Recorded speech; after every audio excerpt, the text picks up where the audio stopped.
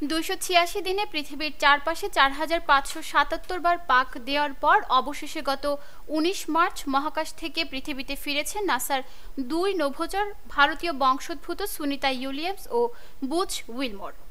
8 দিনের জন্য মহাকাশের সফরে গিয়ে আন্তর্জাতিক স্পেস স্টেশনে আটকে পড়েছিলেন তারা।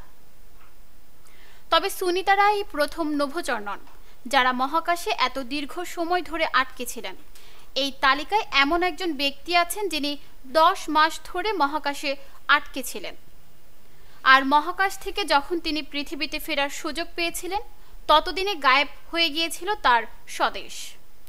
এই কাহিনী সোভিয়েত মহাকাশচারী সার্গেই ক্রিকালেভের। 1991 সালের 18 মে পৃথিবী থেকে তিনি রওনা দিয়েছিলেন সোভিয়েত ইউনিয়নের মহাকাশ স্টেশন মিরে।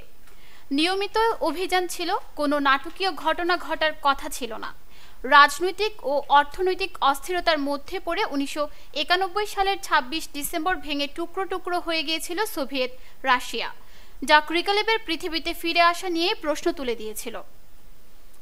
তখন অবধি মির মহাকাশ স্টেশন পরিচালনার জন্য নভোচারদের ঘুরিয়ে ফিরিয়ে সেখানে পাঠাতো সোভিয়েত ইউনিয়ন, কিন্তু সোভিয়েতের পতনের পর সেই কর্মসূচি বন্ধ হয়ে গিয়েছিল।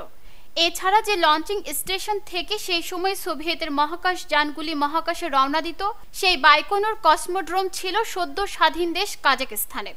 তার ওপর মস্কোর মহাকাশ গবেষণার তহবিলে টান পড়েছিল। ক্রিকালেভকে বলা হয়েছিল তার নির্ধারিত ফেরার সময় অন্তত 5 মাস পিছিয়ে যাচ্ছে। এর ফলে সুনিতাদের মতোই অনিচ্ছা সত্ত্বেও 10 মাস মহাকাশে কাটাতে হয়েছিল ক্রিকালেভকে। অবশেষে 313 দিন মহাকাশে কাটিয়ে 1992 সালের 25 মার্চ পৃথিবীতে ফিরেছিলেন তিনি।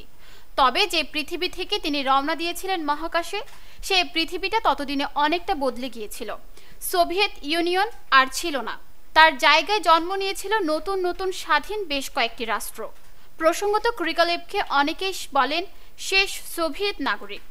যে নাসার সঙ্গে এতদিন তাদের প্রতিযোগিতার সম্পর্ক ছিল, সোভিয়েতের পতনের পর সেই নাসার নভোচারদেরও প্রশিক্ষণ দিয়েছিলেন তিনি।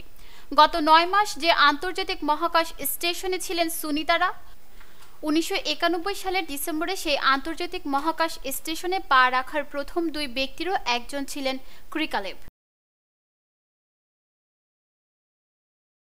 নিউজ ডেস্ক, দৈনিক পূর্বকোণ।